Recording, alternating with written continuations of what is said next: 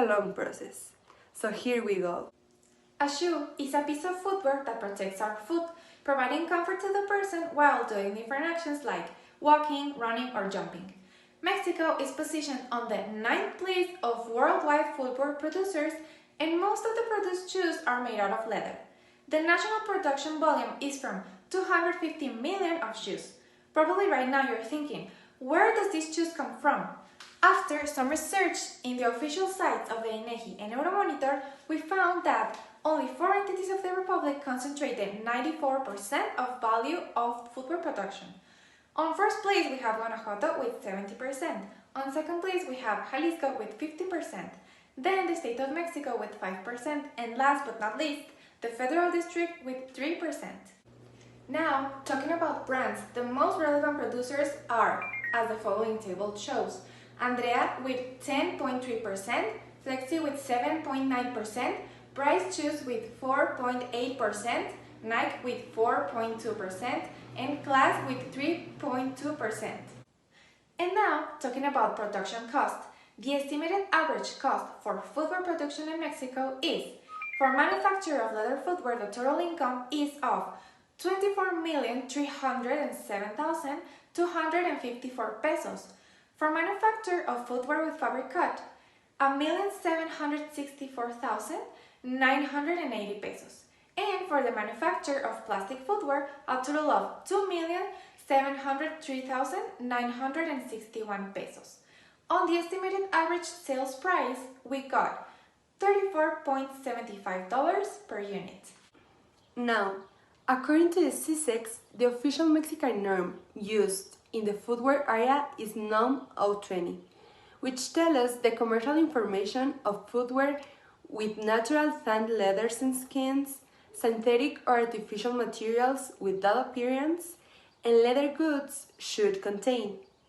Also, the products totally or partially elaborated with safe materials, to be object of commercialization within the national territory.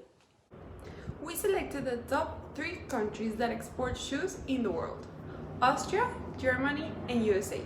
According to our market selection matrix, USA was the most attractive. Okay, but why shoes? Well, first, more than half of all households earn 50,000 plus, representing a key opportunity for discretionary and luxury goods. Second, Americans spent $85.6 billion in shoes in 2019. Third, consumers spend significant amounts of their discretionary income on apparel and footwear.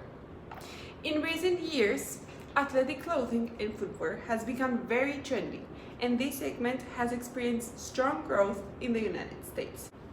Fourth, the growing Hispanic population provides opportunities for the making of new product types, as Mexico exports around 27 million pairs of shoes, mainly to the United States. Okay, market structure. HHI index is used to measure intensity of competitors within a market. We can see a highly concentrated market. This means the bigger companies are very powerful, such as Nike and Adidas. And if you want to do business in this market, it wouldn't be a bad idea to actually form an alliance with the major companies. But again, of course, conditions are going to be more favorable to them, or an alliance with little companies to make them grow. Okay, hope that's clear. Now, main distribution channels. We can see on the next figure that, according to Euromonitor, these are the channel distribution for footwear. the store-based retailing has a 75.4%, the non-grocery specialist, which has a big part of the channels, and the mixed retailers are all decreasing. This could be an opportunity for e-commerce. And as we already mentioned, the non-store retailing, especially the e-commerce, is increasing. E-commerce presents the most serious disruptive threat to traditional bricks and mortar retailers. In that way, the business can start by e-commerce. Price per distribution channel. Since 99% of all the shoes sold are imported, we didn't have the access to the manufacturer selling price, MSP. So we had to use a different methodology that consists in dividing the retail selling price by each percentage of the distribution channel. The retail selling price that we use is 28,774.7 in USD million. Let me show you the results so you can see them clearly. Remember, this is only an average. The store-based retailing is 21,983 and 87 cents. You can see how the average price splits. And the average for non-store retailing is 6,790 and 82 cents. But remember, this channel includes e-commerce and it's all increasing. Market segmentation. The following are the main segmentation of footwear: men, women, and children. Men's footwear sales have grown 2.7% in 2019, more than women or children. Men's footwear market is a good market to explore due to the low competition. As we want to export to the United States Mexican leather footwear for men, we must have in consideration the next regulations mentioned by the National Institute of Standards and Technology: the marking of imported articles and containers, the Federal Insecticide Act, Toxic Substance Control Act, the Federal Trade Commission Act, and the Leather and Imitation Leather Guide. All the previously mentioned acts and rules regulate things like toxic substances on shoes, pesticides that are used to combat bacteria, corrupt acts from merchants, politics to sell and distribute shoes in the United States, etc. On the other hand, there are several customs procedures in Mexico regulated by the COFECE.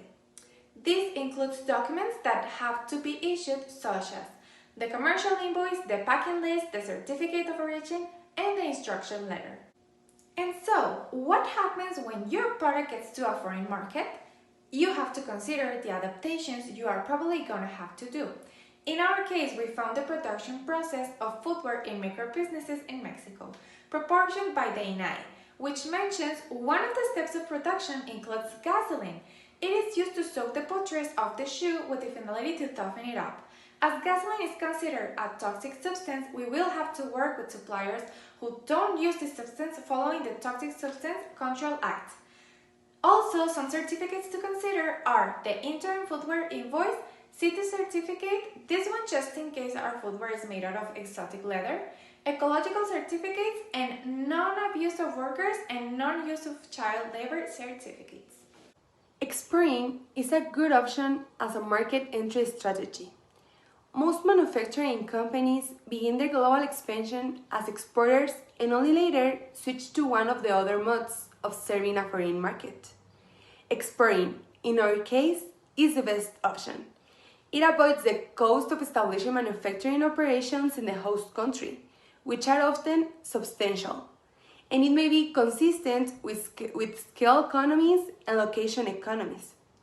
Tariff barriers, too, can make exporting uneconomical, and a government's threat to impose tariff barriers can make this strategy very risky. In the case with Mexico and United States, nowadays, tariff barriers are not a problem.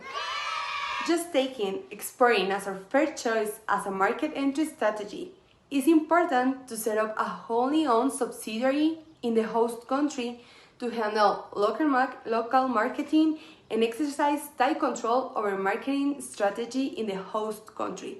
So, our recommendation is start exporting and afterwards change to a wholly owned subsidiaries. Why? A wholly owned subsidiary may be the best choice if a company wants to realize location economies and the scale economies that flow from producing a standardized output from a single or limited number of manufacturing plants.